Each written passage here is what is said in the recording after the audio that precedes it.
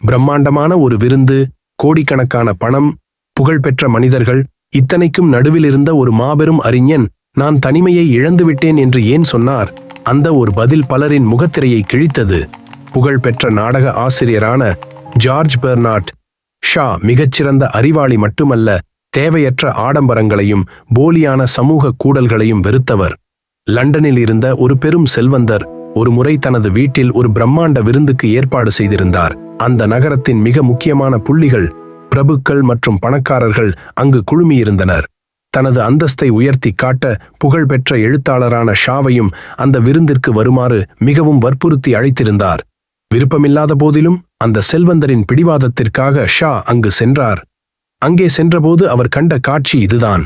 எல்லோரும் விலையுயர்ந்த உடைகளை அணிந்திருந்தனர். யாரும் யாரையும் உண்மையாக நேசிக்கவில்லை. மாறாக தங்கள் நகைகளையும் சொத்துக்களையும் பற்றி பெருமையாக பேசிக் கொண்டிருந்தனர். ஒவ்வொரு சிரிப்பிலும் ஒரு போலித்தனம் இருந்தது.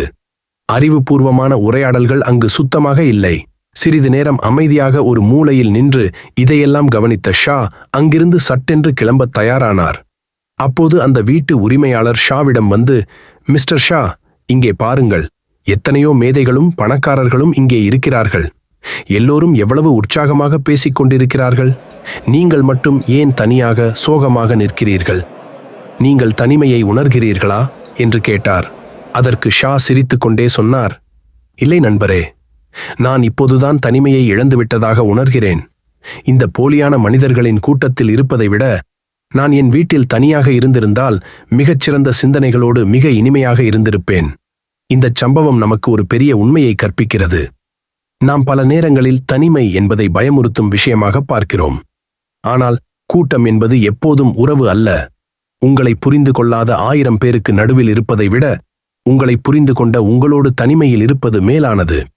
போலியான பாராட்டுக்களும் புரணிகளும் நிறைந்த கூட்டத்தில் நம் நேரம் வீணாகும். ஆனால் தனிமையில்தான் ஒரு மனிதன் தன்னை செதுக்கிக் கொள்கிறான்.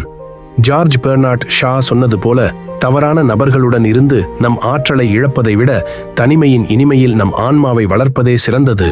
பொய்யான கூட்டத்தில் தொலைந்து போவதை விட உண்மையான தனிமையில் உங்களை நீங்களே செதுக்கிக் கொள்வதுதான் சாலச் சிறந்தது. இந்த கதை உங்களுக்கு பிடித்திருந்தால் உங்கள் நண்பர்களுக்கும் இதை பகிருங்கள். உங்கள் வாழ்வின் ஒரு சிறு மாற்றத்திற்கு இந்த கதை காரணமாக இருந்தால் அதுவே எங்கள் வெற்றி.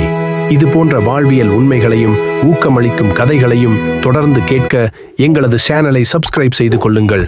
மீண்டும் அடுத்த ஒரு உன்னதமான கதையில் உங்களை சந்திக்கிறேன். நன்றி, வணக்கம்.